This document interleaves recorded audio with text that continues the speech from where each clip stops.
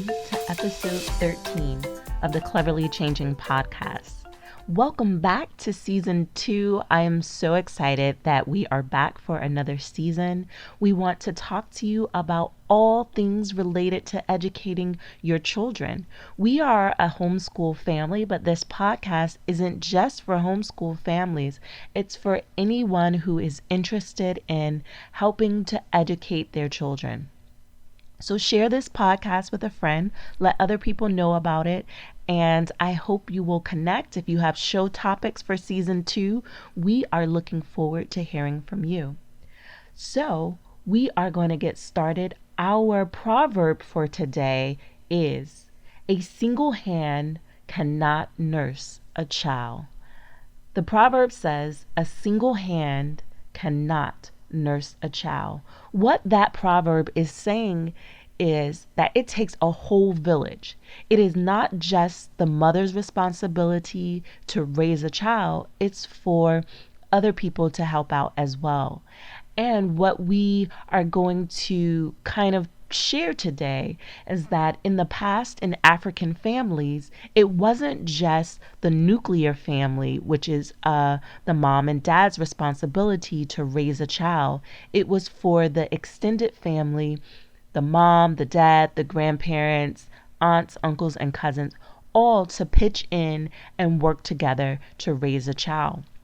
So in today's episode, we're kind of talking about the dad's role in homeschooling, the dad's role in rearing children and teaching them. And I have my husband on as my guest co-host today, and he's sharing his thoughts and his perspective from a homeschool dad's point of view. I hope that you guys will enjoy this episode. And again, if you have any show topics, feel free to let us know by sending us a message. All right, enjoy the episode. It's now time for the word of the episode.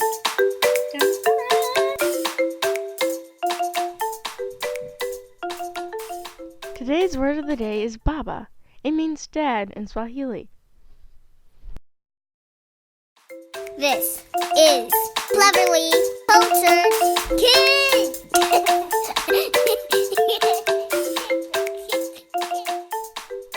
Today we are talking about how parents can really help each other out in homeschooling. And I have my girls here and I want to hear from them. Girls, how does your dad help out in your homeschool? He tells us to do our work. A lot. Does he teach you any courses? Engineering? Maybe? I don't know. No, not really. No. Does he do coding and things with you? You've done a No. couple projects with your dad. He does code, but not necessarily. He doesn't do it with us because it's for his job. We tried to do one project and we haven't completed it yet, so. Yeah, it didn't work.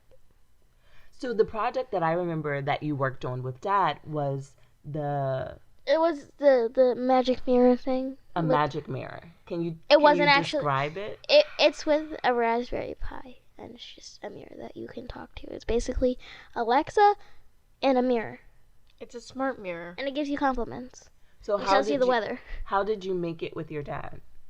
We're not finished. We bought stuff, and we coded it. And it was kind of complicated because we had to set it up so that there was screen share, and that made it kind of complicated. It was complicated. Okay. So in other people's homeschooling families, how does a dad pitch in and help out other than just telling the kids to do their work? What about field trips, maybe taking you to extracurricular activities? Because I know both of you took an extracurricular activity and Dad was the parent who took you. What class did you take? We took many, many classes. Can you name one? Camp. So Dad took you to camp. Lots of camps. Dad took you to camp, but he also took you to ice skating class. So that was a time when you got to spend time with Dad. He takes us to Okay, so I want you guys to share with our podcast listeners, Hi, podcast listeners. Hi, hello. a little bit more about what would you like for your dad to do more classes with you? And if so, what would that class be? Okay, so I would want to do engineering and like build stuff, because I know I did ask him to help me build something, but I never finished it, so yeah. Oh, I got him to build a small box with wood flooring.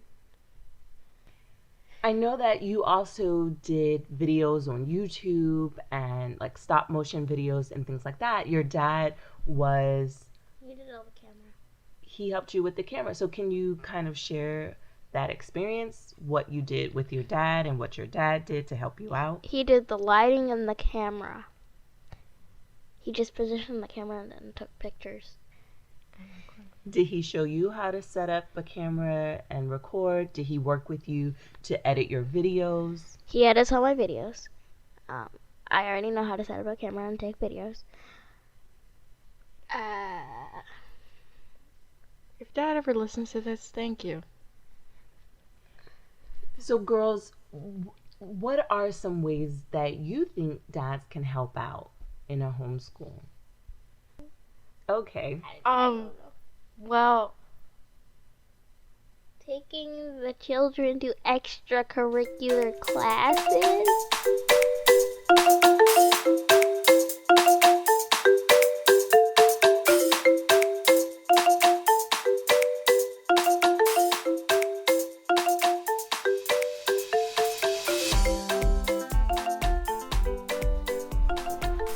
Welcome to another Cleverly Changing podcast.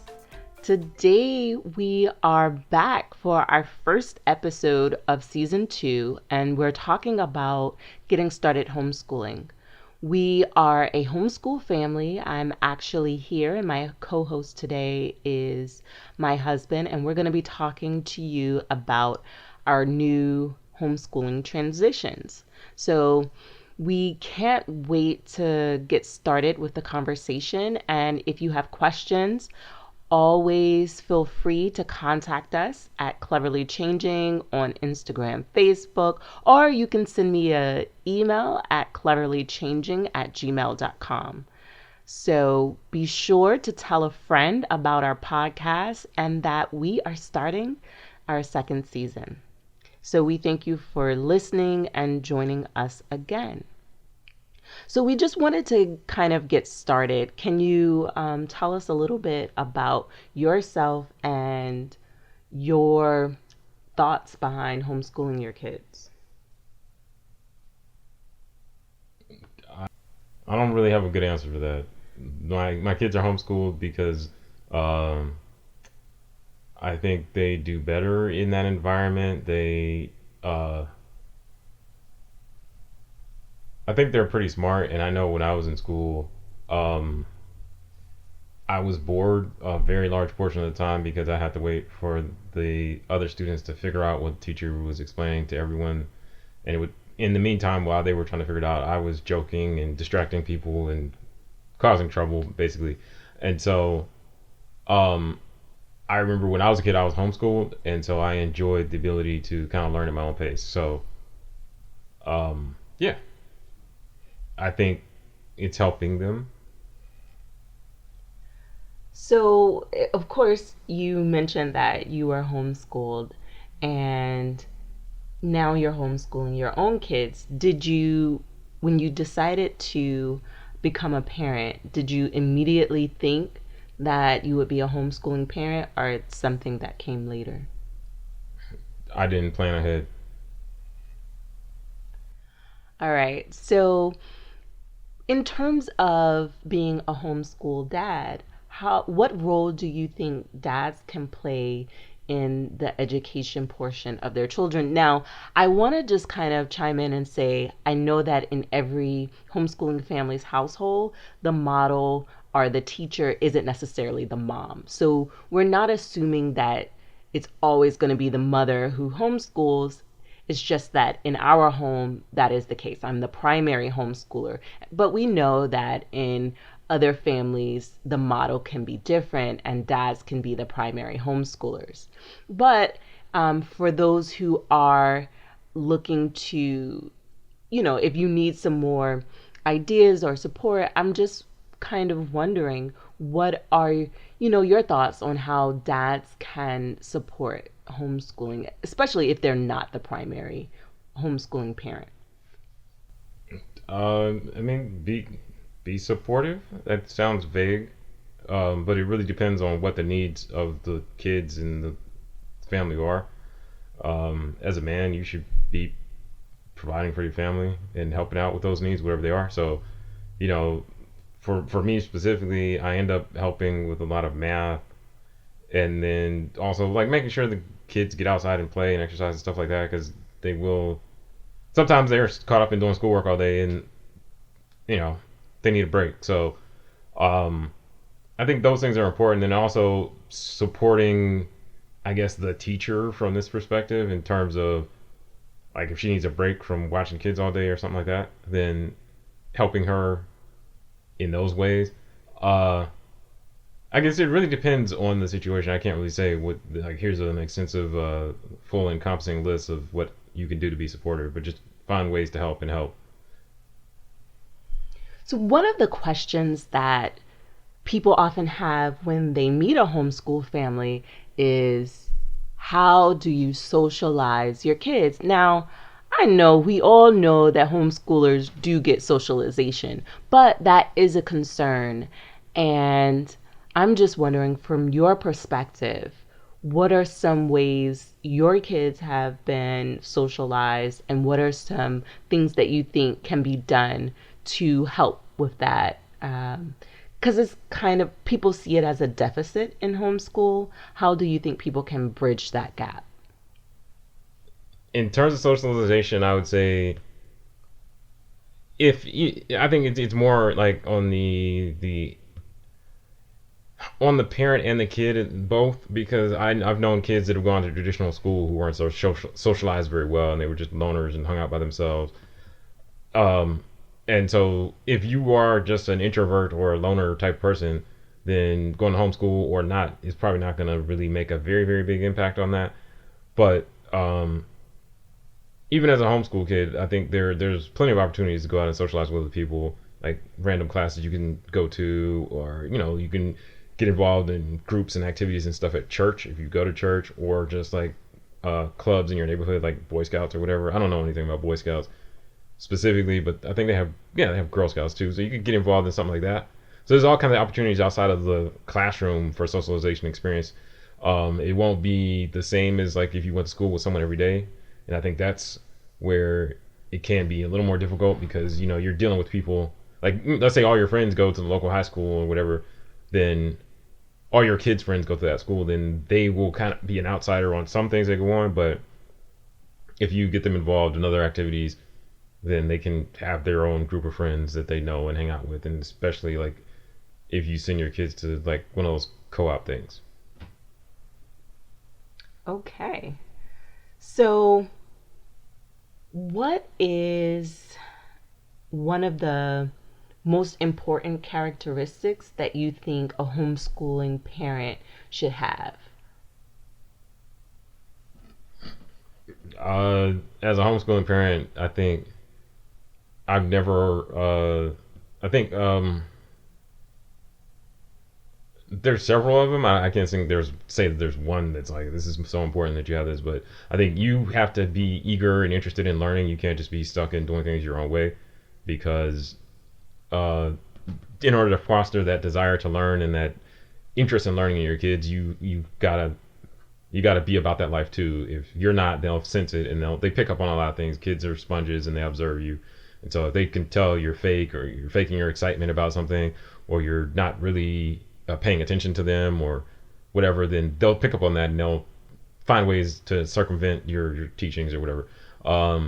So a willingness to learn. I think also you have to have patience. I've grown up around a lot of teachers, and I know a lot of teachers, and I know that like a lot of my teachers growing up were frustrated with me because I they felt like I had potential or whatever, but I was busy joking around. So you got to have patience and understand like how kids have some level of understanding of how kids think and things like that, because that'll help you in better tailoring your stuff you do in your home classroom. Okay, I think I just kind of wanted to re-emphasize something that you said, and it's patience. I think for me, as the primary homeschooler,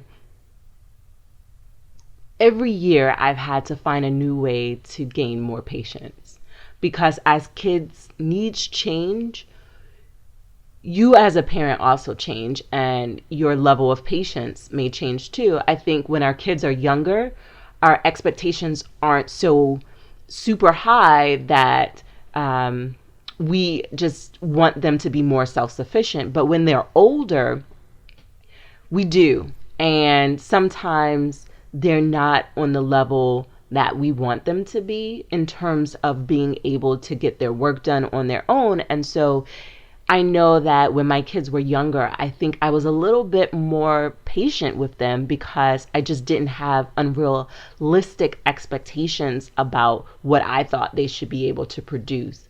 And now that they're older, I find that I need more patience, and I have to kind of sometimes remove myself from the situation to look at it from a broader lens. Like you said, kids often have potential, and the people who, are working closely with them are those who see it. But sometimes because we have such a high expectation and lofty goals for our kids, we're not always patient enough to help them reach their potential while they're young. And what you have to do is you have to remember that they're kids.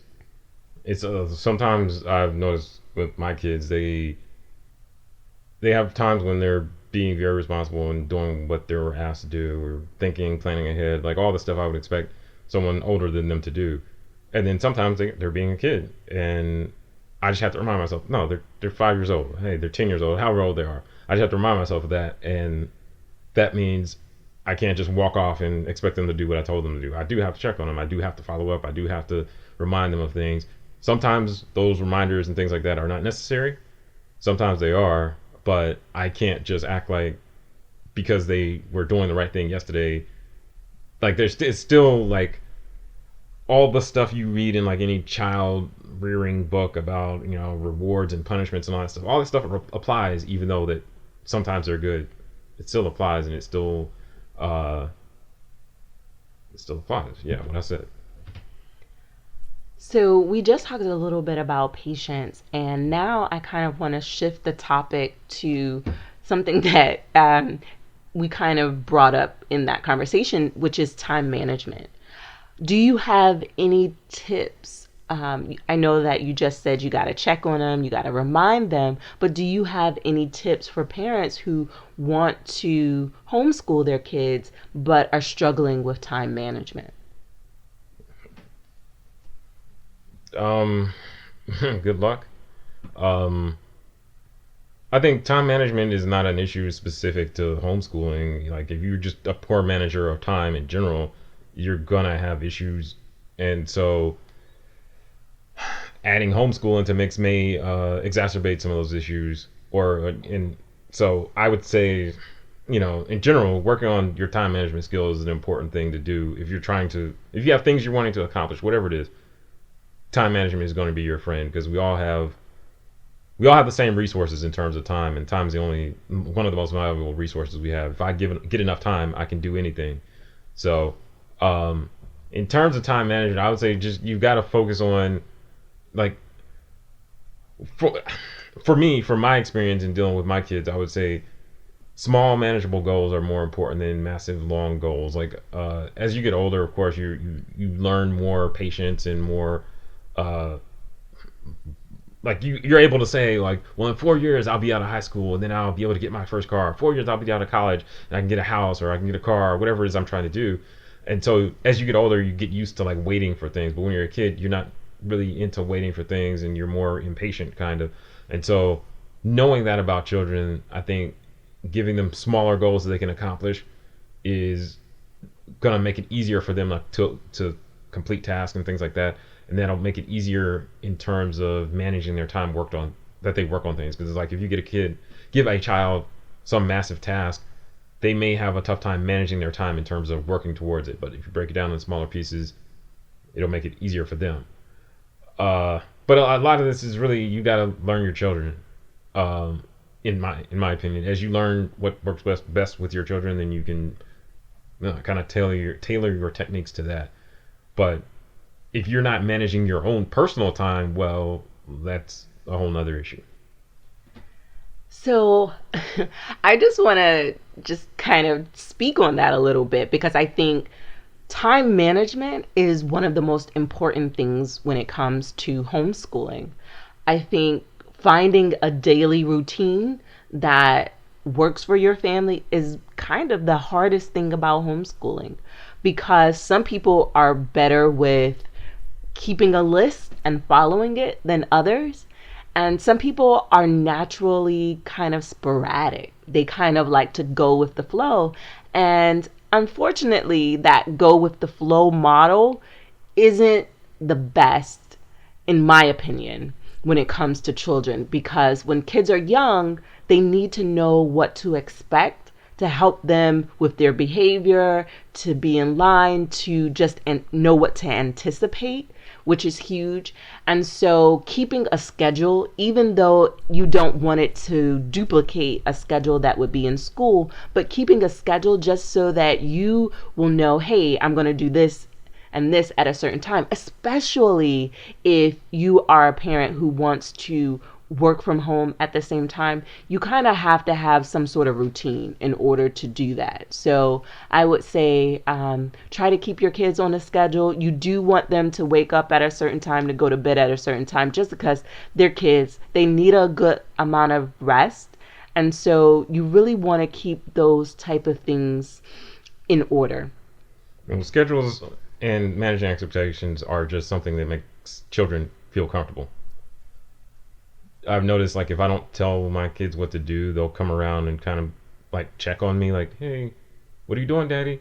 Because it's kind of like, hey, we need you to tell us what to do. We're expecting some kind of structure to happen here, and you're not doing it. And they'll come look at me like, what's going on?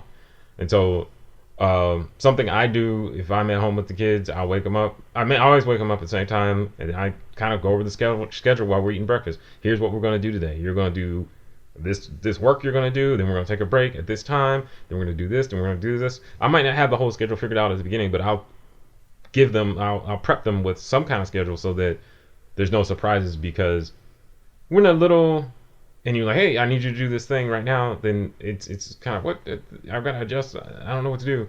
And it's good to learn adaptability and all that stuff, but I knew ahead of time I needed them to do these things, so it's not hard to just tell them. And by telling them ahead of time, they're more pliable, I guess you could say, more willing to do.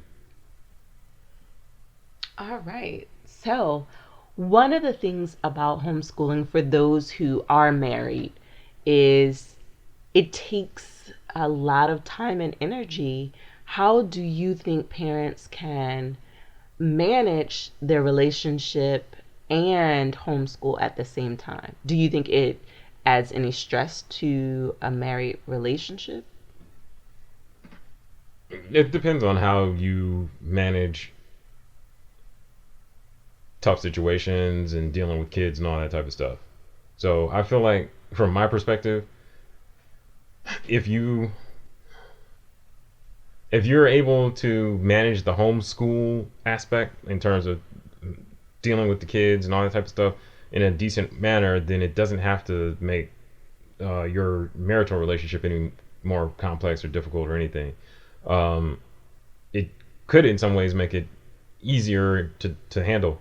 However, if things aren't going well with your homeschooling thing, then it can cause stress, because then you're stressed out or upset about whatever happened with the kids, or your husband's stressed out or upset about whatever happened with the kids, or whatever it is. There's already enough problems as it is, but then there's this other issue now, and it's possible to redirect that emotion at a spouse or something like that, where it's not necessary. So I'd say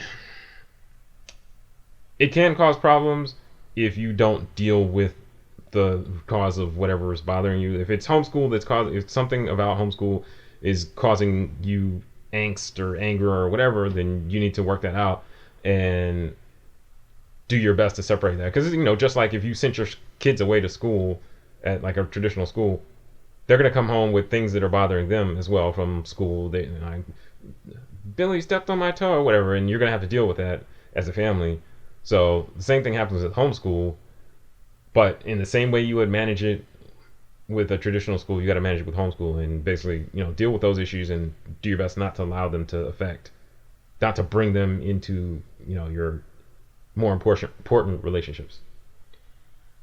So, just as a addition to that, how can families who already feel like they're pressed for time also make time for marriage relationships, like one-on-one time with their spouse? Because if you're spending the majority of the time with your kids, how are you also focusing on one-on-one adult time?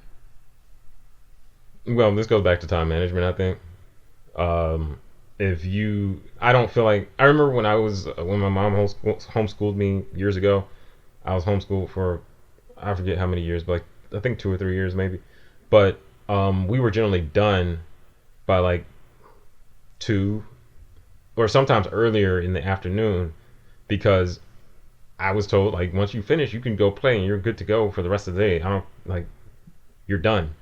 So I was always motivated to finish early. So I always finished early. So then that left a whole lot of time to do other things throughout the day. And I feel like that's the truth with homeschooling as well. If you are effective in how you manage your time with training the kids and stuff like that, and you focus on finding the best method of teaching whatever you're trying to teach, and the best way of explaining it, and the best way of making sure motivating the children to get their work done, then I don't see why you wouldn't have plenty of time. Because even if, like, let's say I'm a teacher at a traditional school, I go in at whatever time they go in. I don't know, school starts at like 8.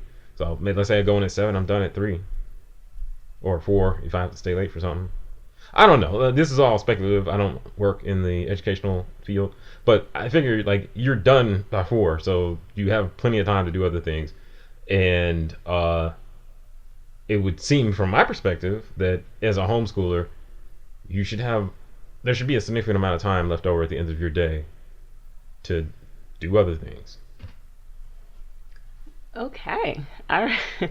All right. So I would like to add that for families who are homeschooling, I think it's really important for you to establish a date night, just like I mentioned earlier that you should come up with a routine and a schedule for your kids. I think it's helpful to do that in other areas of your lives, such as your marital relationship. Scheduling dates, I think, is important, and going out with your spouse. Because I think that when you homeschool, you can add so much of your attention and focus on your kids that you can not put the same amount of attention and focus on your relationship. And I don't think that should be the case. I think that balance is important, and finding a way to do that appropriately is just equally as important. So that's just the added tip that I wanted to share.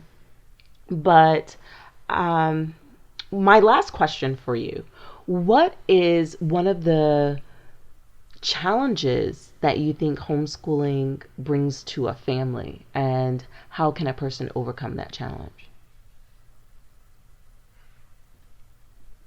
That's a very broad question. I don't know. That's the short answer. I don't know. I wouldn't say that there's any challenge specific to homeschool that you will face as a family. I think like I think of like all of life. I think of as like just basically every situation has its own challenges. Like if I sent my kids to school, I'd have school challenges. If I sent them to homeschool, I'd have homeschool challenges. If I didn't send them to any school, didn't teach them at all, I'd have dumb kid challenges. So there's going to be a challenge no matter which way you go. It's just learning how to deal with those challenges and face them. So to answer the question, I don't know what the challenge is, but have you ever faced a challenge being a homeschool dad with your kids and teaching them or anything?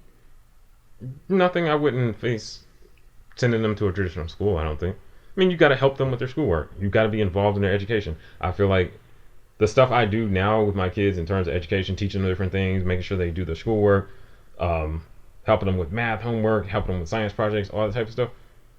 It's all stuff that I would do if they were in a traditional school as well. It's all stuff. It's just I'm a parent. This is what I have to do, so it doesn't matter. I don't think of them as challenges. It's just I think of them as responsibilities. I got to do it. So I can name it whatever I want to name it. I still got to do it, so it doesn't matter. All right. If you could give advice to dads who are kind of on the fence, sometimes in the homeschool, there's one parent who's more interested than the other, and if you could give advice to a dad who just isn't sure about homeschooling, what would you say to him? I don't know. This is a recurring answer that I have. I don't know. It really depends on what your concern is. I don't know. That's very vague. So if a dad is like, I want my kid to go to a regular school because I think that their education will be better because, those teachers are professionals in that particular area. So surely they're going to be able to educate my child. Versus a mom who may not have that sort of expertise in that particular area. My answer remains I don't know, because it really depends. Like, I'm very logical, and if your kid is like in first grade, like learning ABCs and 1, 2, 3s and all that type of stuff, I think that's what you learn in first grade. I might be wrong. In your colors. And yeah, like that stuff, I don't feel like you need any expertise to learn that stuff. There's like YouTube videos, there's DVDs. If you still have a DVD player, they cover that stuff. So I don't feel like you need some expert to teach you that. Learning how to read you don't need an expert to teach you that. Of course, you might learn more quickly or whatever with an expert, but it's not like, I don't feel like you need an expert to do that. And then, I don't know. To me, I would say like, if you're having second thoughts about it, then just give it a try. If you feel like you got to think about what's going to be best for the child. And if you think it's not going to be best for your child, then don't do what you don't think is going to be best for your child. I'm not going to like recommend you do something that's going to hurt your child or anything like that. But you can try it out. And if it works, cool. If not, you tried it. And now you know. Base your future decisions on what you learned. All right. Well, thank you for sharing your expertise and your knowledge about homeschooling with the Cleverly Changing podcast. I know it's been great for me to hear your perspective because as a homeschooling parent, even as a parent who talks and, has a podcast, I don't always ask you what your thoughts are about homeschooling. And it was just great to hear your perspective. So thank you for being on the Cleverly Changing podcast. And I hope this is not your last time sharing your perspective. I look forward to hearing it. It's the last time. Never again. I look forward to hearing your thoughts again. Well, thank you all for joining the Cleverly Changing podcast. If you have questions for David, you can tweet Cleverly Changing. That's CleverlyChangin. Or you can send an email to cleverlychanging@gmail.com. And we look forward to getting your questions and hearing your feedback about this episode. All right, bye.